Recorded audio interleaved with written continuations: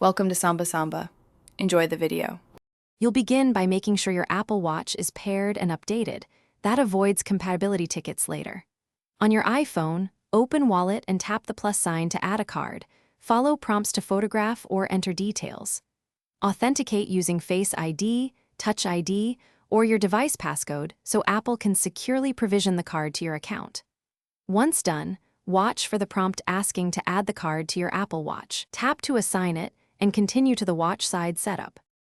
With the card added to your iPhone, open the Watch app and go to Wallet and Apple Pay to assign it to your Apple Watch. Tap Add next to the card and wait for confirmation that provisioning completed. This moves a tokenized card copy to the watch for independent use. Make decisions now about express transit or a default card so you can tap without authentication for quick fares.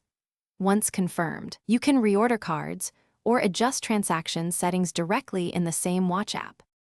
To pay, double-press the watch's side button, select the card by swiping, and hold your wrist near the contactless reader until a tap, vibration, and checkmark confirm the payment.